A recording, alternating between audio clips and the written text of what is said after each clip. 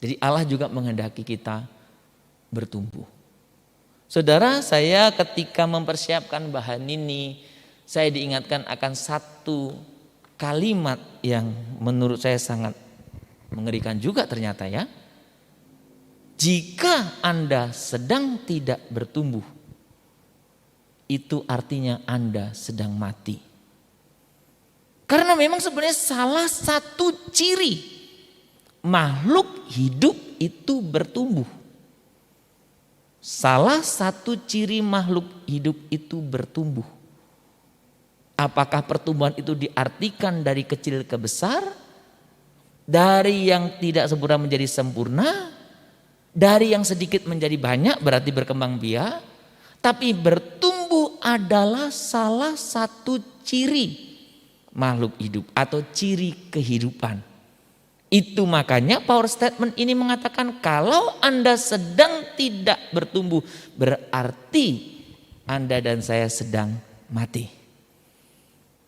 Saudara, saya sengaja pilih gambar ketika menuliskan judul Allah ingin bertumbuh, itu gambar bunga yang bertumbuh di tengah-tengah jalan yang berbatu.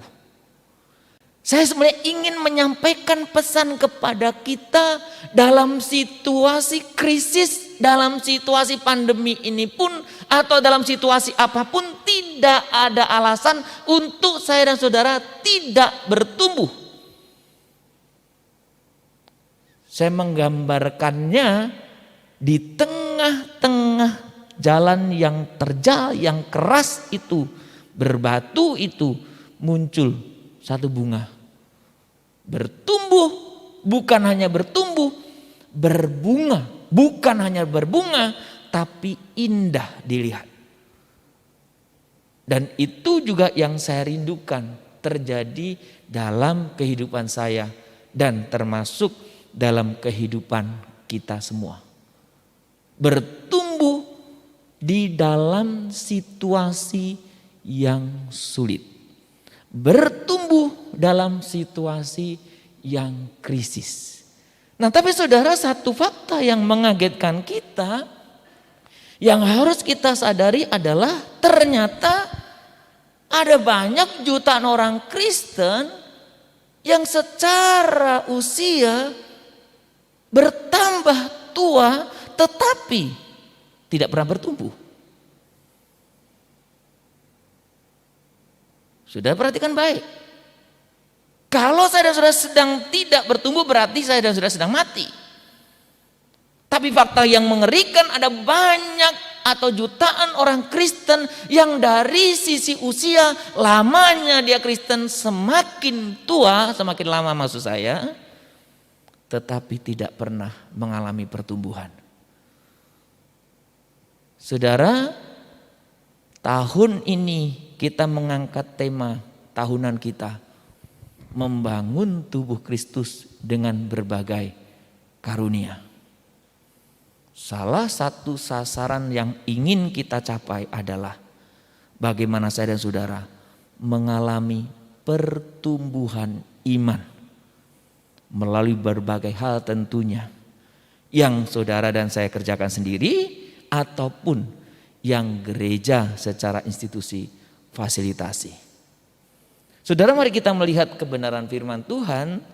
Saya hari ini akan kembali mengambil dari kitab surat Efesus ya. Surat Rasul Paulus kepada jemaat Efesus. Kita akan membaca ayat yang ke-10 sampai dengan ayat yang ke-15.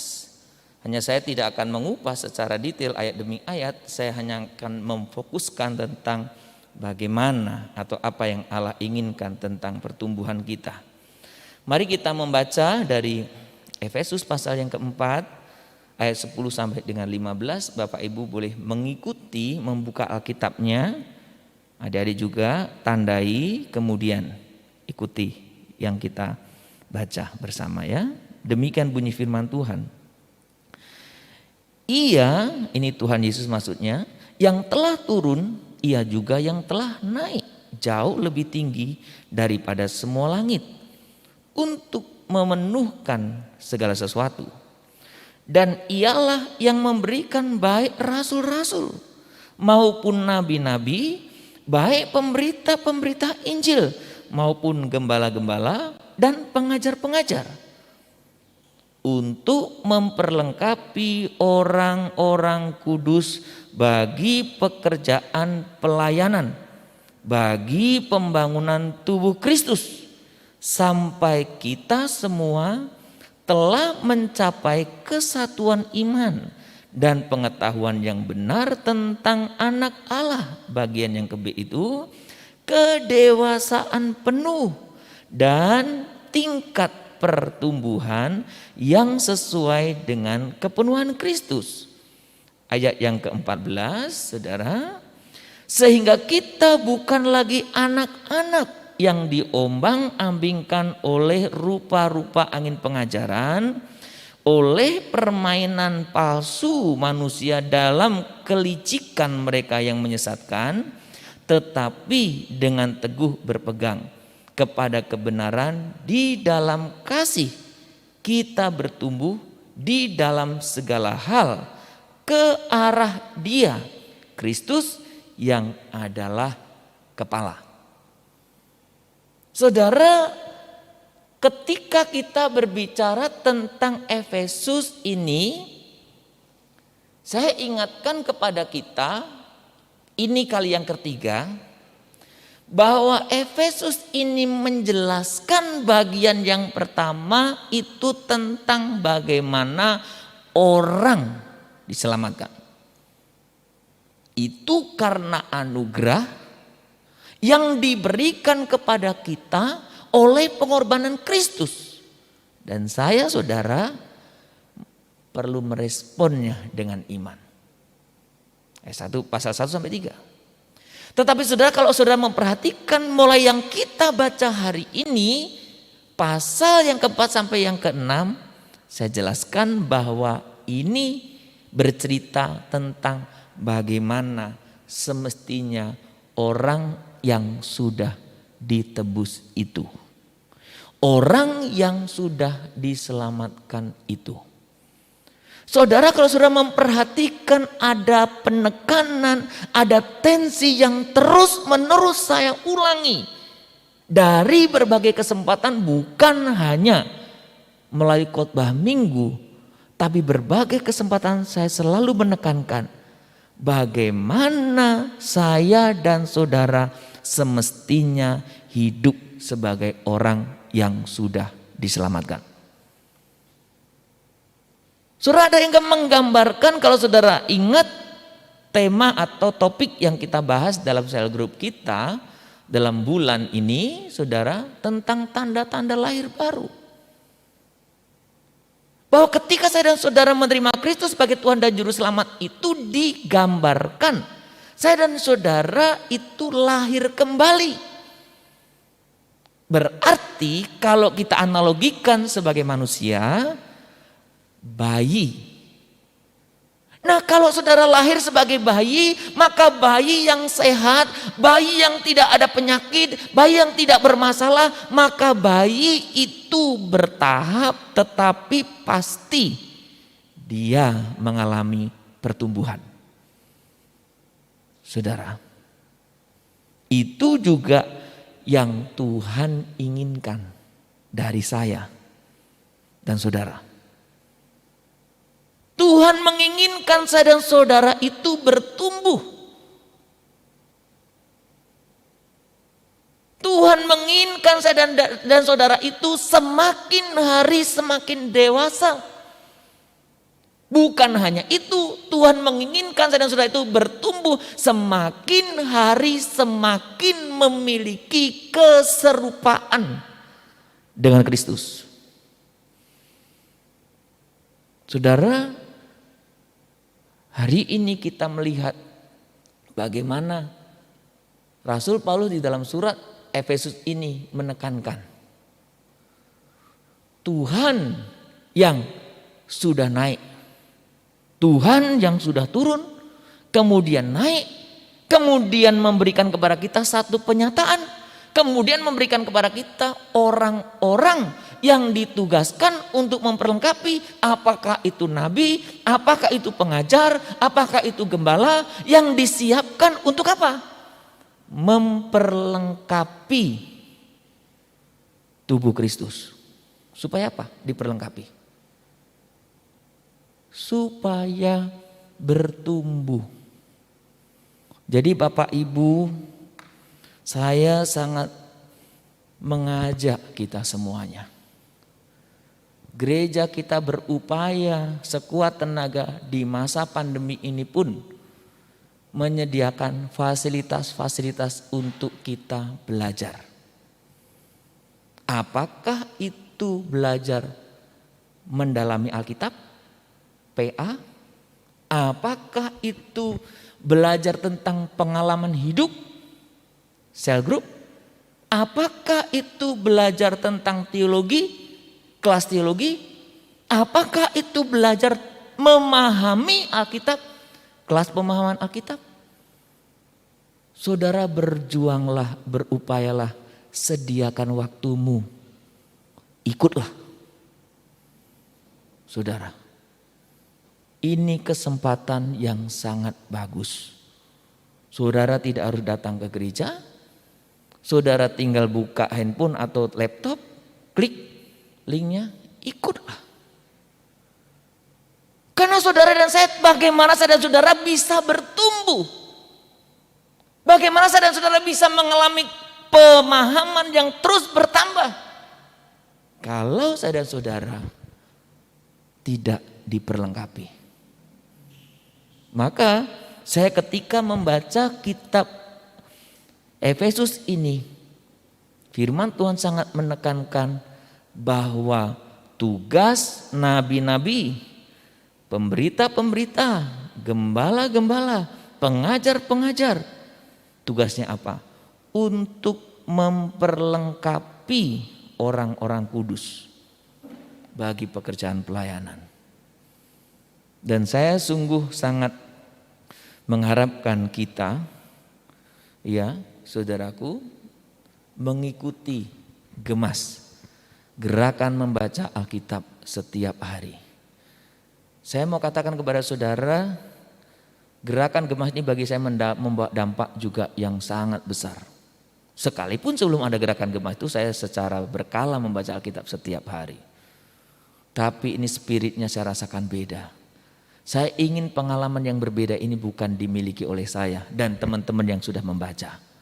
Tapi dialami, dimiliki oleh kita semua. Saudara. Nah saudara, saya ingin mengajak kita melihat apa yang Tuhan inginkan dalam hari bertumbuh dari kita. Dari Efesus, saya mungkin menekankan beberapa ayat saja. Ayat yang ke-13, mungkin ayat yang ke-15 penekanannya. Ya. Saudara, apa yang Allah inginkan dari kita dalam hal bertumbuh ini? Yang pertama saudaraku, ternyata Allah itu ingin kita bertumbuh sesuai tingkatan kita. Tingkatan. Memang saya sedang tidak berkata bahwa orang yang baru itu berarti lebih muda secara pemahaman, bukan sedang bicara itu. Tapi saya mau menekankan bagaimana saya dan saudara itu sebetulnya bertumbuh itu pasti sesuai dengan tingkatan pengenalan kita akan Kristus. Nah maka sebetulnya mau tidak mau harus berbicara waktu, bukan? Karena mengenal itu kan berarti menyangkut waktu. Kalau yang lama secara teori semestinya lebih mengenal daripada yang baru. Tergantung berapa banyak waktu yang Anda investasikan untuk membangun komunikasi dengan yang Anda ingin kenal, yaitu Kristus. Saudara, makanya kalau kita berbicara tentang kehidupan kita, cobalah lihat. Saudara, kemarin pertanyaan di dalam cell group itu saya buat secara sederhana. Kapan Anda mulai lahir baru? Apa tandanya? Pertanyaannya itu. Saudara, karena saya dan saudara harus memastikan bahwa saya dan saudara itu sudah lahir baru. Karena kalau saya dan saudara belum lahir baru, bagaimana saya bisa berbicara tentang pertumbuhan? Bagaimana saya mendiskusikan tentang pertumbuhan yang bayi belum ada? Dikandung pun belum, apalagi lahir. Apa yang saya akan bicarakan?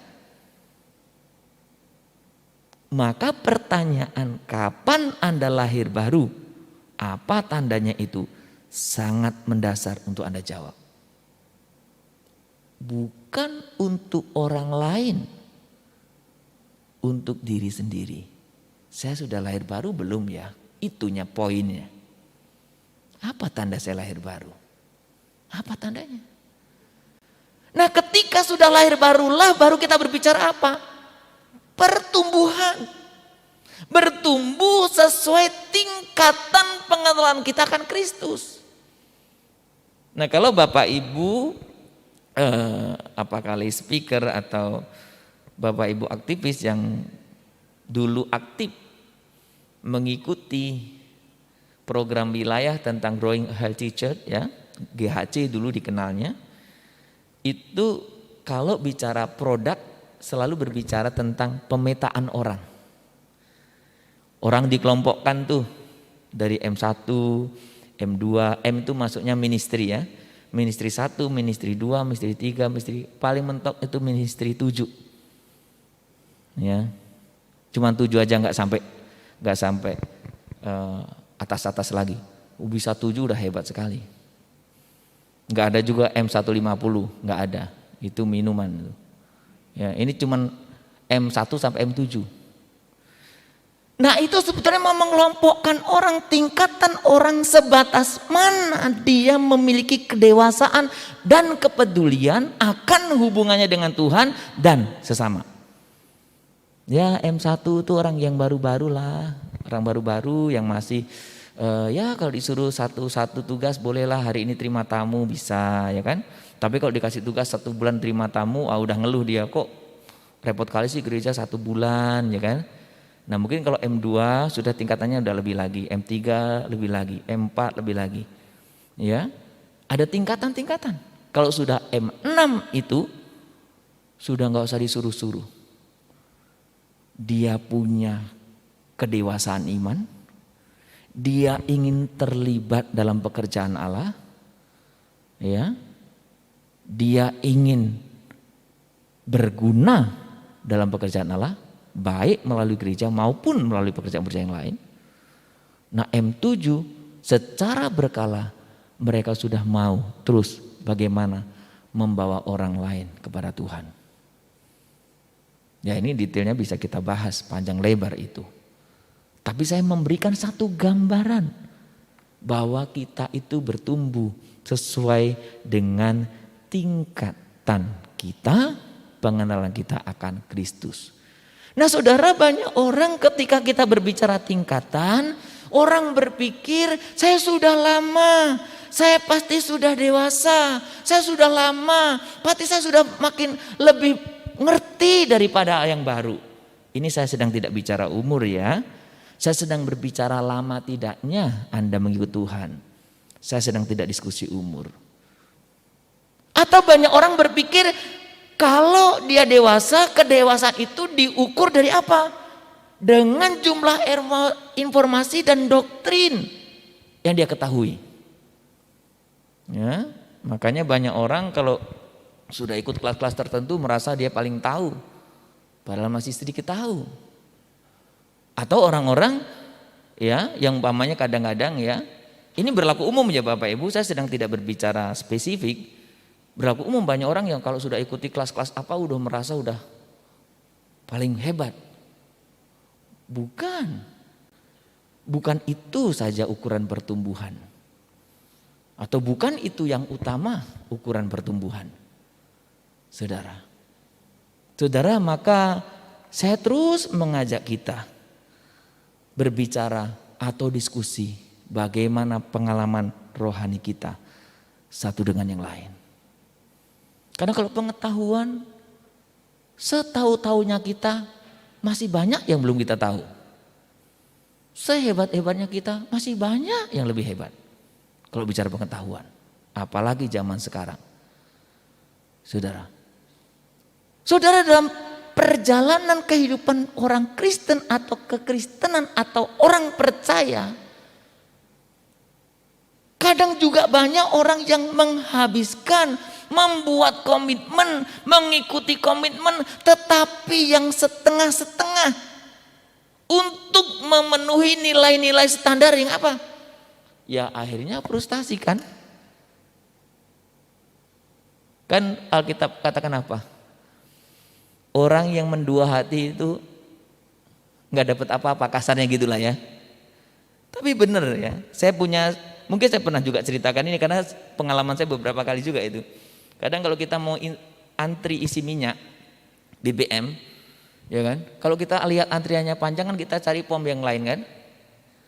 Di situ panjang lagi kita cari yang lain kan? Lah, semakin ke sana makin panjang, padahal tadi nunggu yang pertama aja udah dapat kita. Untuk antri bensin saja, orang yang mendua hati susah hidupnya.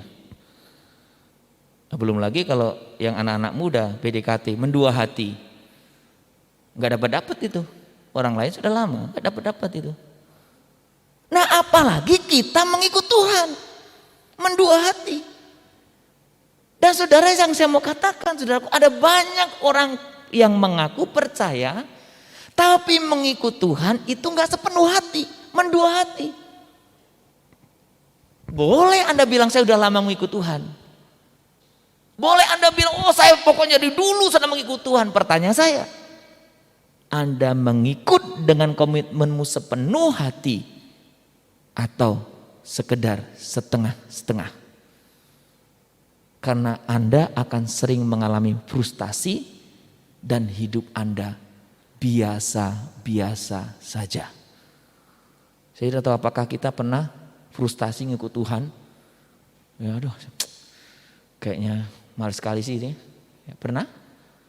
Jangan-jangan kita yang setengah-setengah itu. Nah yang berikutnya ada banyak orang yang percaya Tuhan, membuat komitmen, ya saudaraku, membuat komitmen penuh, ya untuk apa? Untuk memenuhi sasaran duniawi. Ya, ada orang yang membuat komitmen penuh, tetapi untuk memenuhi sasaran duniawi. Saya mengikut Tuhan supaya saya diberkati. Saya mengikut Tuhan supaya saya apa? Terkenal. Saya mengikut Tuhan supaya apa? Oh, saya menjadi orang yang berhasil. Bagaimana biasanya akhirnya? Banyak orang Kristen yang jatuh pada kekecewaan dan kepahitan. Anda boleh bangga, saya sudah lama Pak. Boleh.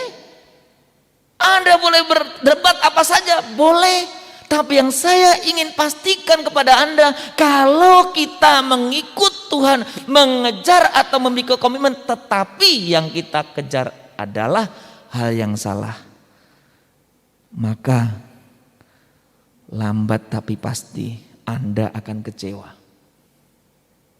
dan mengalami kepahitan. Maka saya katakan saudaraku, ketika Rasul Petrus mengingatkan jemaat di Efesus, ya kan, bahwa orang-orang itu akan mengalami kedewasaan penuh dengan tingkat pertumbuhan yang sesuai dengan kepenuhan Kristus. Tingkat pertumbuhan seseorang itu diukur dari sejauh mana kehidupan seseorang itu dalam segala aspek hidupnya telah mengalami kepenuhan Kristus. Bukan sekedar lama atau saudara barunya orang menjadi Kristen. Seberapa jauh Anda memiliki kehidupan yang betul-betul kepenuhan Kristus. Jadi ketika kita berbicara ini, saudara, harapan saya dalam situasi krisis inilah kita justru jadikan sebagai titik tolak, batu pijakan untuk saya dan saudara bertumbuh.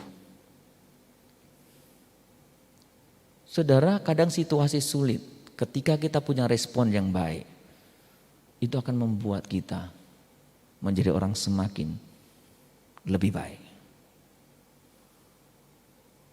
Situasi sulit membuat kita bisa menjadi semakin baik. Ya, tapi persoalannya saudaraku atau tantangannya, saya waktu searching di Google saya menarik juga lihat gambar ini ya. Saya gambar di sini ya. Ini Kristen bayi ya. Makanan untuk bayi rohani. Enggak mau.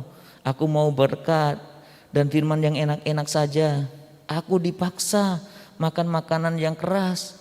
Kamu enggak ada kasih Kristus. Nah, itu jadi orang enggak dewasa kan? Pengennya khotbah yang enak-enak, ada berkat, ada amin, amin, ya kan? Tapi kalau makanan keras, teguran, apa dibilang? Nggak punya kasih Kristus, sudah tahu krisis ngomongnya mah keras-keras, krisis mah yang lembut-lembut ngomongnya. Bukankah kebanyakan orang percaya demikian? Maka saudaraku, ketika kita berbicara tentang kebenaran ini, saya juga mempercayai konsep ini. Ini kan gambar kecilnya itu ada Alkitab ya. Ayo, sudah waktunya makan makanan yang mendewasakan iman. Dari mana ya makannya bersumber Alkitab?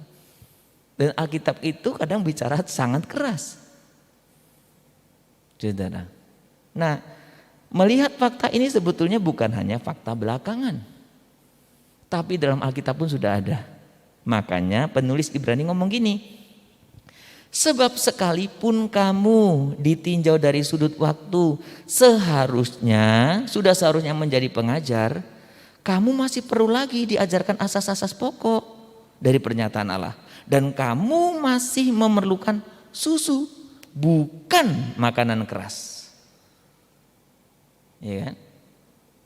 Penulis Ibrani mau mengungkapkan harusnya dari sisi usiamu Kristen itu, kamu itu sudah harus membimbing orang, kamu itu harus sudah bisa membawa orang kepada Tuhan, kamu itu harus bisa menjadi contoh, kamu itu harus bisa menjadi teladan.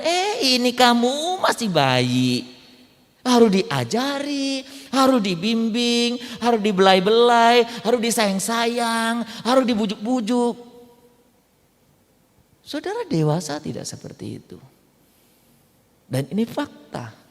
Maka penulis Ibrani menulis ini. Saudara, itu yang pertama. Allah ingin saya dan saudara bertumbuh sesuai dengan tingkatan pengenalan kita akan Kristus. Yang kedua saudaraku, ketika kita berbicara bertumbuh, ternyata yang Tuhan inginkan itu saya dan saudara bukan hanya bertumbuh parsial. Kalau saudara ingat beberapa waktu yang lalu saya ada bahas topik ketaatan sepenuh hati. Itu saya memperhadapkan ketaatan parsial dan ketaatan sepenuh hati. Dalam hal pertumbuhan pun Tuhan ingin saya dan saudara bertumbuh dalam segala hal. Maka saudara, kalau kita berbicara tentang pertumbuhan, ya, jadi pertumbuhan yang sehat itu ditandai dua hal, yaitu bertumbuh dalam segala hal dan bertumbuh ke arah Kristus. Saudara pernah berpikir enggak kalau kita analogikan dengan kehidupan kita? Kalau tubuh Anda tumbuhnya itu enggak proporsional, enggak semua aspek bertumbuh. Umpamanya, tangan kiri ini lebih cepat bertumbuh daripada tangan kanan. Bayangkan saudaraku, yang satu begitu panjang, yang satu pendek.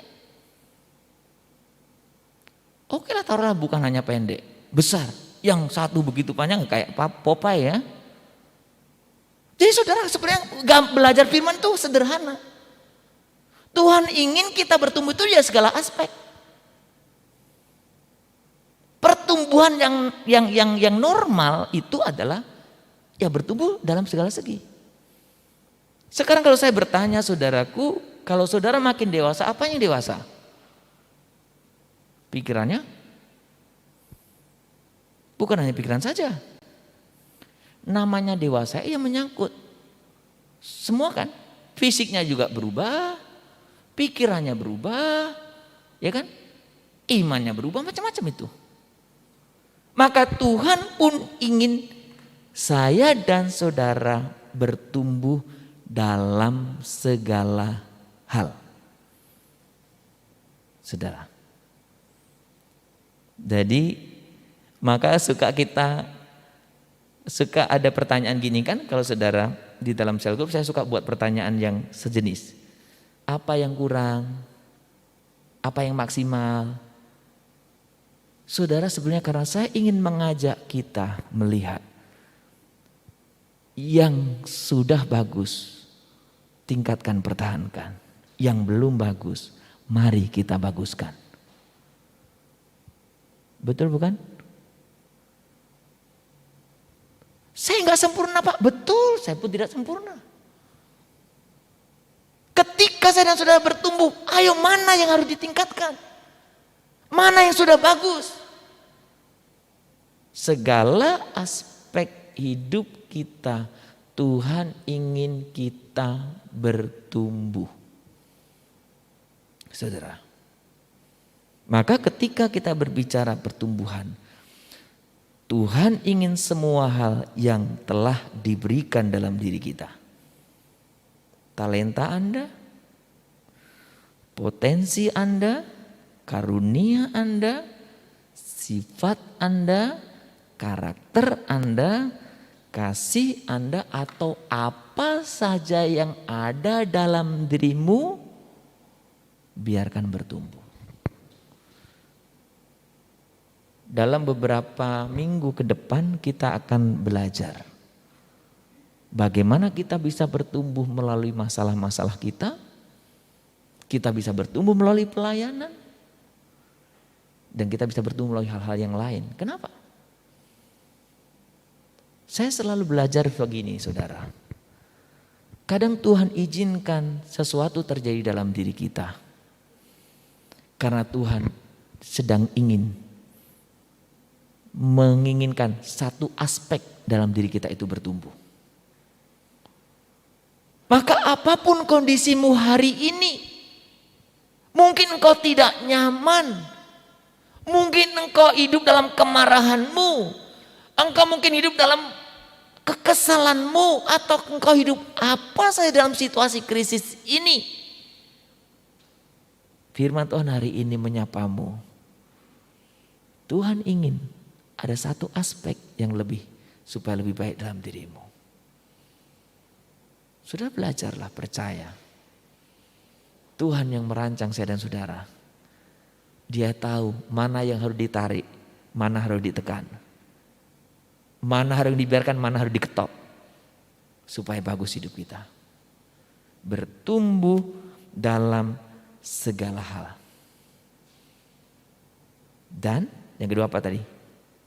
Bertumbuh ke arah Dia. Jadi bukan hanya bertumbuh dalam segala hal, tetapi bertumbuh ke arah Dia. Saudara, sebetulnya tumbuh-tumbuhan itu memberikan satu gambaran yang sederhana. Tumbuh-tumbuhan akan bertumbuh dan akan menuju kemana? Ke matahari. Saudara perhatikan, kalau ada rumput, apakah mungkin di jalan atau apa, tertimpa batu atau terlimpa pohon. Perhatikan, rumput itu akan menjulang lebih tinggi, mencari cahaya matahari. Maka ketika saya dan saudara sebagai orang percaya, kalau saya dan saudara ini bertumbuh, yang Tuhan inginkan kita bertumbuh ke arah Dia. Semakin engkau mengerti kebenaran, semakin engkau seperti dia. Semakin engkau lama menjadi orang Kristen, semakin engkau seperti dia. Semakin banyak karunia yang engkau miliki, semakin engkau seperti dia. Semakin banyak hal yang engkau lalui, semakin engkau seperti dia. Saudara, maka pertumbuhan kita itu bisa dilihat sejauh mana Anda dan saya bertumbuh ke arah Tuhan Yesus, ke arah Kristus. Maka semakin kita semakin bertumbuh, kita semakin menyerupai Dia. Saudara, kalau kita berbicara tentang kehidupan yang bertumbuh, saya ingin menekankan beberapa hal. Keseimbangan antara dua hal ini. Cara saya dan Anda berpikir itu akan menentukan cara Anda merasakan. Kalau engkau memang bertumbuh dengan baik dalam pemikiranmu, maka engkau bertumbuh dengan baik dalam cara engkau merasakan. Kalau engkau bertumbuh dengan baik dalam cara merasakan, maka semua itu akan mempengaruhi engkau dalam bertindak. Itu nggak bisa dipisah-pisahkan. Oh, saya tahu kebenaran tapi hidup nggak benar, omong kosong. Oh, saya tahu ini tapi engkau nggak hidup seperti itu, nggak berguna pengetahuan itu. Karena cara berpikir. Kalau engkau berpikir negatif, engkau merasa negatif. Kalau engkau merasa negatif, engkau bertindak negatif. Engkau berpikir over, sombong, engkau akan merasa sombong. Engkau akan bertindak sombong. Engkau berpikir egois, engkau akan merasa egois. Engkau akan bertindak egois. Tergantung pikiranmu bagaimana. Maka Tuhan ingin kita bertumbuh dalam segala hal, termasuk dalam pikiran kita. Yang tentunya akan berdampak dari atau dalam tindakan kita. Saudara, maka kehidupan Kristen itu bisa dikatakan kehidupan yang bukan sekedar pengakuan. Oh, saya percaya, pengakuan iman itu ya. Saya percaya bla bla bla bla, bolehlah Anda hafal titik komanya. Tapi bukan itu ternyata. Bukan itu gak penting, jangan salah ya Bapak Ibu. Tapi kehidupan kita itu jauh melebihi pengakuan iman dan keyakinan kita itu. Kehidupan yang bertumbuh sebenarnya kehidupan yang melingkupi apa? Perilaku dan karakter kita. Apapun posisimu. Apapun posisimu. Gampang lihatnya. Perilakunya bagaimana? Karakternya bagaimana? Anda bisa lihat dia bertumbuhnya bagaimana. Saudara, maka kehidupan kita yang bertumbuh hendaknya kehidupan yang perbuatan kita itu harus konsisten antara pengakuan kita, pengakuan iman kita, keyakinan kita, itu kita barengi dengan perilaku kita. Kita percaya Tuhan Yesus. Kita ikuti perilakunya. Kita percaya kita ini diselamatkan oleh iman. Perlihatkan dalam hidupmu. Bahwa hidupmu itu anugerah. Saya percaya bahwa Allah itu sudah begitu baik mengasihi saya umpamanya. Tunjukkanlah. Jadi perbuatan kita itu harus konsisten dengan apa yang kita ngomong. Iman kita. Dan berhentilah untuk mungkin menghakimi orang lain. Berhentilah untuk memikirkan orang lain seperti dirimu. Berhentilah. Jauh lebih bagus engkau memperlihatkan teladan hidupmu dimanapun. Apa yang engkau ucapkan, ikutilah dengan teladanmu. Apa yang engkau dengungkan, ikutilah dengan perilakumu. Saudara, Saya sebut kembali ini bahan khotbah saya yang 2 minggu lalu. Ketika saya bicara tentang Yesus adalah sebagai teladan hidup kita. Semakin saya dan saudara bertumbuh, maka hidup kita makin lama akan makin menyerupai Kristus. Dalam hal apa? Memandang. Dalam hal apa? Merasa, berpikir. Dalam hal apa? Berbuat seperti Kristus. Saudara, Tuhan ingin saya dan saudara bertumbuh. Mari kita bertumbuh bersama-sama dalam situasi ini. Saya dan saudara bisa saling menolong untuk bertumbuh. Saya membutuhkan saudara untuk saya bisa bertumbuh. Saudara membutuhkan saya dan yang lainnya untuk saudara bisa bertumbuh. Mari kita tundukkan kepala kita. Kita datang kepada Tuhan. Tuhan boleh menolong kita untuk kita bisa bertumbuh. Tuhan, saya membutuhkan Tuhan menolong, memimpin saya dalam situasi apapun untuk saya tetap bertumbuh.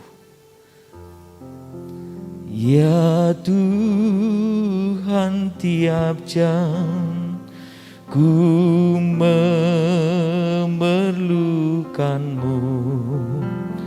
Engkaulah yang memberi sejahtera penuh.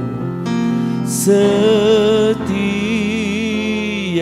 jam ya Tuhan, Dikau ku perlukan, ku datang juru selamat, berkatilah. Saudara, mari kita dudukkan kepala kita. Tuhan, kami membutuhkan Engkau. Supaya sekalipun dalam situasi yang krisis dan situasi-situasi yang sulit apapun yang kami hadapi, kami bisa tetap bertumbuh. Bertumbuh dalam segala hal. Bertumbuh ke arah Kristus. Tuhan, ajari kami untuk kami boleh benar-benar percaya dan mempercayakan diri kepadamu. Kalau ada hal-hal yang kami alami dalam hidup kami, yang membuat kami tidak nyaman, yang membuat kami gelisah, membuat kami kecewa, membuat kami marah, membuat kami frustasi, membuat apa saja. Hari ini kami bersyukur karena Tuhan mengingatkan. Tuhan sedang membentuk salah satu aspek hidup kami untuk bertumbuh. Tuhan, kami rindu. Kami menjadi orang-orang Kristen yang normal, yang bertumbuh dari hari ke hari, yang bertumbuh dalam segala aspek, yang bertumbuh ke arah Engkau. Kami secara khusus hari ini berdoa buat teman-teman yang sedang terbaring sakit, yang mengalami atau terpapar COVID-19. Tuhan berikan kepada mereka peneguhan. Tuhan berikan kepada mereka pengharapan. Dan biarkan mereka pun tetap terus bertumbuh di dalam iman. Kami berdoa buat setiap saudara-saudara kami yang karena pandemi ini juga mengalami kesulitan-kesulitan dalam hal ekonomi. Yang pasti akan berentet dalam rumah tangga, berentet dalam hubungan-hubungan hal-hal yang lain. Tuhan, tolonglah kami semuanya untuk kami tetap bisa mempercayakan hidup kami. Kami berjuang dan Tuhan pasti akan menolong kami. Terima kasih Tuhan untuk hari ini. Ampuni kami jika kami menjadi orang atau menjadi pengikut-Mu, tapi kami tidak bertumbuh selama ini. Biarkan Tuhan hari ini kami boleh mengerti kebenaran dan kerinduan hati-Mu. Tuhan ingin kami bertumbuh. Terima kasih Tuhan untuk kebenaran firman-Mu. Terima kasih. Sudah sekali lagi katakan bersama-sama, setiap jam ya Tuhan. Setiap jam ya Tuhan, di Kau ku perlukan, ku datang juru selamat, berkatilah. Amin. Tuhan berkati kita.